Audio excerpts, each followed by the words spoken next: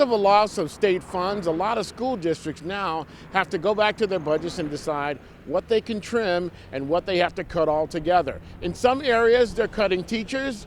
Here in Munster, they're cutting school buses. In Munster, the school system buses about 2,000 children a day. By next fall, some of those buses will go from this to this. They will cut 500 students from the transportation numbers.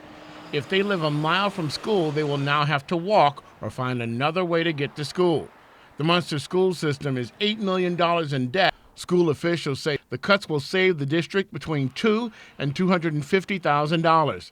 They will also be advising parents to begin what is called a walking school bus, where a group of students walk together and one parent supervises them. So far, parents have been supportive. In Lake Station, the cuts are taking the form of 12 teachers.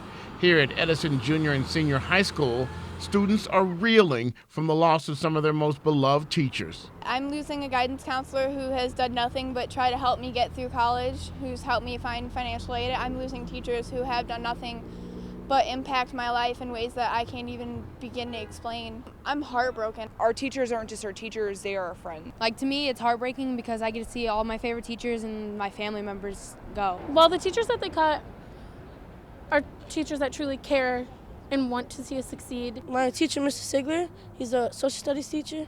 Every time he teaches us about a subject, he also introduces it in a fun way. When I came to this school, a lot of teachers changed me. So, it's very it's sad. It really is. Some of the teachers, they become like my family, like Mr. Wasmit. I've known him for a very long time. He's my band teacher and he's become like my dad. And the same with my choir teacher, Mrs. Kentaft. She's like my mom. My daughter Alexandria, who graduated 2013, she is pursuing a music education career because of the influence of those two teachers. They are dealing with a $1.1 million budget deficit. Dr. Thomas Kripliver is the school superintendent. It's extremely painful for me, as well as to our Board of School Trustees, to have to let good people go. We're not eliminating our art program at the junior senior high school. We're not eliminating our band program. We might be having to cut back somewhat on that particular program, but we're not eliminating band. We're not eliminating the choir programs.